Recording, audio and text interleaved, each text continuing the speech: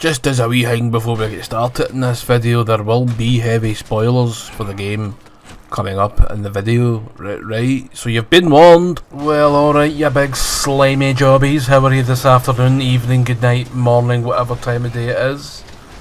I have returned from a week of hiatusing, or whatever you want to call it, and we'll return with a review of Red Faction Guerrilla. So without further ado, let's get right into the big fucking mucky poo. Jesus Christ, your pattern's getting worse.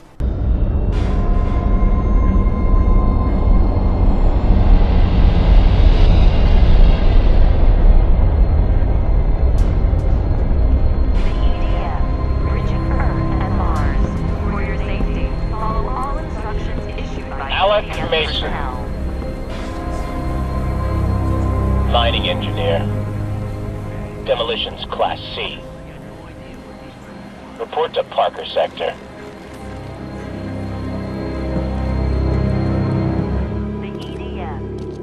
Fun ride? Yeah, a blast. How's Mom? She misses you.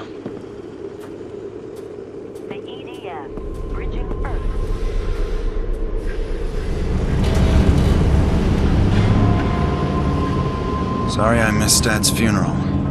Things here have been hard. No one expected you to come halfway across the system. What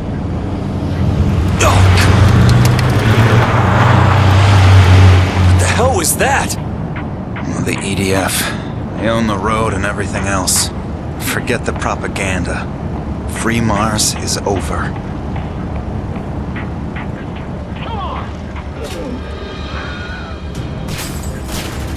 Faction? Didn't enough people die the last time? We're under martial law here. Prison camps, torture, death squads. People need something to believe in.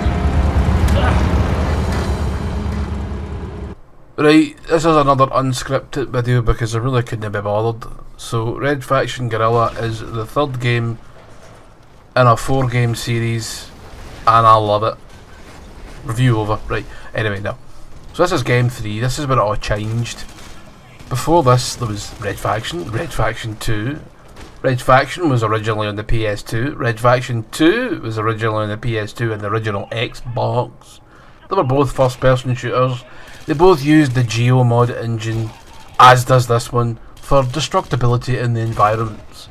The first one, you could tunnel wee hovels through rock and stone, and they sort of brought that back a wee bit with the second one, but you could only destroy other things like, you know, buildings, but you were really in buildings most of the time. The GeoMod didn't really shine until it was an open world environment like this one is.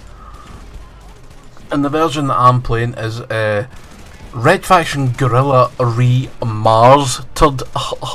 All the people there at THQ Nordic really know how to sling their patter right down the fucking toilet. Re-mars-tered. Aye, Jesus fucking Christ, it's shockingly pish.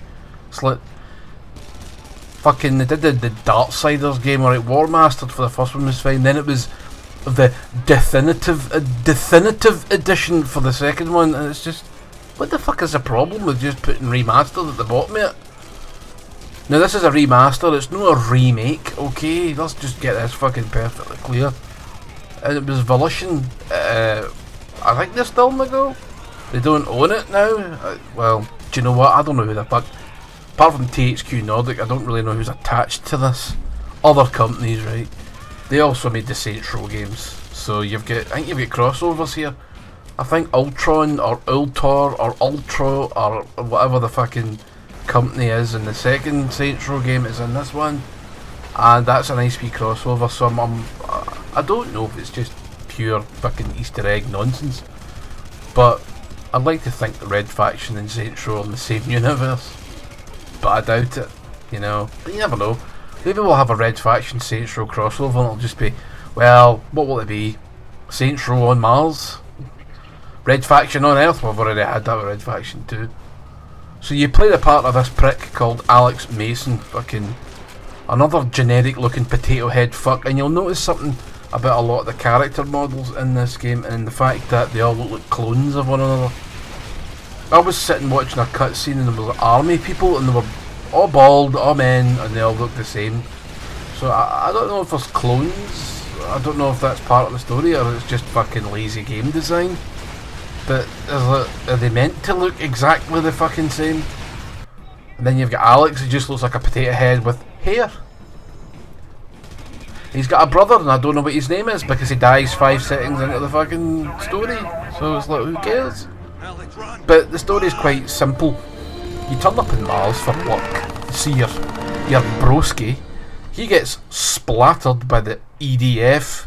I know that one, the other EDF.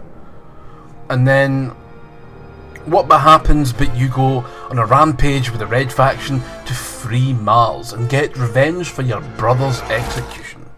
I love a simple tale, and this is exactly what this is, a simple tale, and that's really all you need because I don't remember anything about the story in this other than EDF bad, kill EDF, destroy lots of things, and my god, the destruction in this game is where it's at. That is like the whole reason for playing the game. Can you imagine if this game didn't have the destructibility? It'd be fucking shite. But one of the bargain bin basement jobbies that you see in a fucking Steam sale for £1 fucking 50. But luckily it's got the GeoMod engine, so you don't need to worry about that. The only thing is the sequel, Red Faction Armageddon, which we'll review after this one, was shite. But we'll get into that a little bit more down the line. You know, I'll explain to you exactly why I think it's totally, and why this was the pinnacle of Red Faction for me. Open world, alright, the open world looks a bit like a desiccated jobby, but what are you going to do? It's Mars. One thing I have noticed though is that there's no bodies of water anywhere. And you know, the human being, the way the human is 90% water. What, they're drinking their own pish? Do you know what? Maybe. They're drinking their own pish and they're huffing their own farts and they're having their own shites for dinner. I'm moving back to Earth pronto.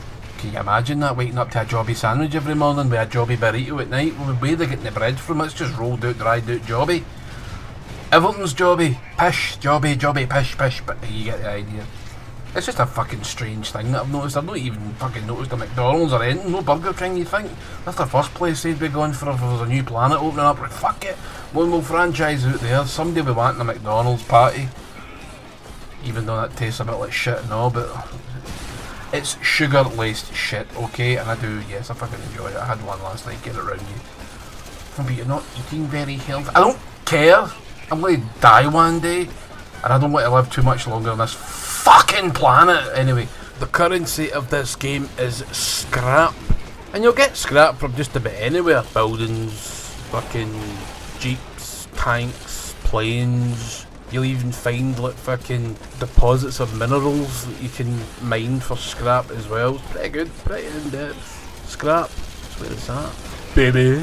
Unfortunately, the sort of terrain you get is it's just different colours of rock. You get like a rusty looking colour kind of rock, then you get a beige looking kind of rock.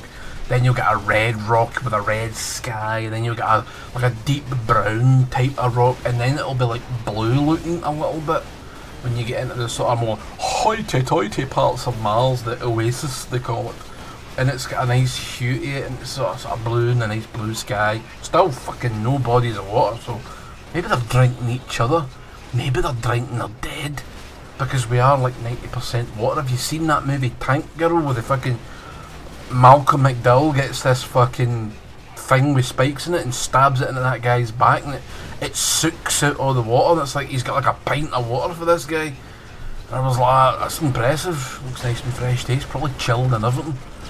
Nah, it's going to be like fucking body temperature fucking water. Oh.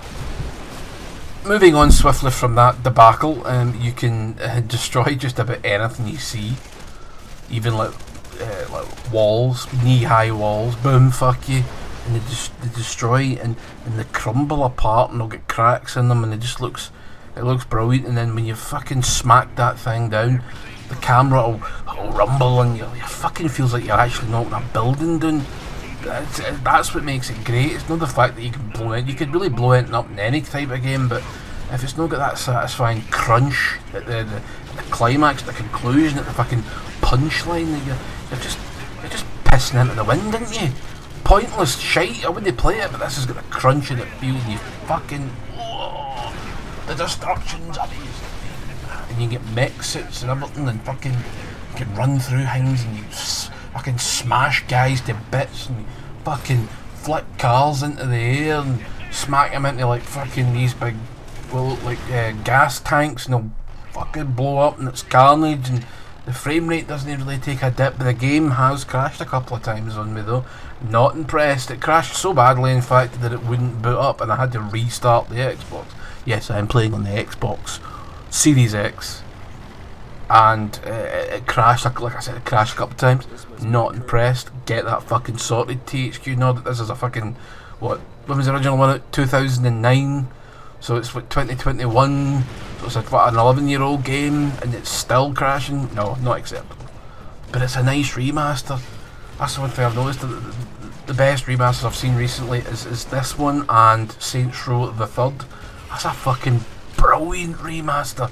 Looks gorgeous. Or the shadowing looks like you're actually in the dark, you know. Anyway, so it's a cracking game. It's cheap. I'm sure you can play the original version on backwards compatibility, but I don't recommend that. You need to buy this again if you want the upgraded graphics, but who cares? It's like threepence now. It's like 12 quid or something like that. It's good. It's well worth it, especially if you've never played it before, and it comes with the DLC. You'll also run into a wee faction of daubers in this called the Marauders. Now, I can't remember much about them other than they're like native Martians. You know what, I'm kind of thinking this has got a same sort of vibe to it. This is Lost Planet 3, but Lost Planet 3 came out well after this, so they get the fucking the jaw rattled for plagiarising the story a wee bit. But it's really where the similarities die off. Do you know what I mean? And you get all sorts of wee fucking tasks to do. You get the main missions. You get side missions where it'll be like house arrest, where you have to rescue folk from a building. You'll get demolitions expert, where you'll be given like a set amount of shit. Like you'll maybe get given 5 demolition charges, and like, destroy that building with these 5 demolition charges. You need to figure out the best place to put them before you detonate them. You'll maybe just get your hammer to knock a building down. It's fun. You'll get other ones where it's collateral damage, where you're in the back of this guy's buggy thing and you're just shooting the fuck out of everything. Rockets flying, fucking carnage, people dying. It's great. It's like it's like, you know, it's like living out your fantasies of Total Recall, only without the fucking memory part. Just everybody's a fucking cloning each other because they all look the fucking same. The fucking, listen to this, right? Listen to this. The best bit about this game is a nano rifle where you can fucking literally dissolve walls. You shoot a wall and it will, it's like sand. It's brilliant. Fucking yes. I'm getting a bit too hyped here because I love it. It's my favourite Red Faction game. It's one of my favourite games of its era of 2009. Don't ask me what else was out in 2009 because I don't fucking know. But I really enjoyed it. I enjoyed it so much so that I own it on the PS3 and the Xbox One XS1, and I've got my son a copy of the PS4. So I'll maybe play that when I'm finished this one. Aye, it's good. Tons of options of destroying things. The side missions I actually feel varied enough. It could be a wee bit annoying. There's the one called the Transporter, because you know that movie with Jason Statham, and you have to drive one vehicle from one bit of the map to the other within a set time limit. That can be irritating, especially when the physics fuck up and you just go twing and fly through the air like a fucking ping pong ball. Yeah, you've had that happen to you at some point in time, right? So, conclusions: great game, brilliant destruction, shite characters and story. I won't say the story's shite, as basic can be. And you're on Mars, so what more do you want from a sci-fi action game? Plus the destruction's like the best bit about it, and it's just such a shame I've not used it in any game since, because it's a really great system. You think what they could do with that now? Holy baloney, motherfucker. It would blow you away if you could have like You could probably collapse whole fucking planets now, you know? Well, let's not get too excited, you know? Hype ourselves down a wee bit, fuck's sake. Anyway, thanks for watching. Thank you for watching my incoherent fucking rabble of this game. I'm going to script the next video, I think. But I just wanted a bit more free-flowing fun with this one. Good night, everyone. Samanya. What sort of name is that? It's Bantu. Bantu? From where? Africa? Actually, I'm Martian-born. I chose the name myself. It means the unknown one. It fits. The device you found is a nanoforge. I've embedded it in this rifle. Are you a good shot? Good enough. The nanoforge creates micro-machines called nanites. They can disassemble matter molecule by molecule. Buildings, vehicles, even people.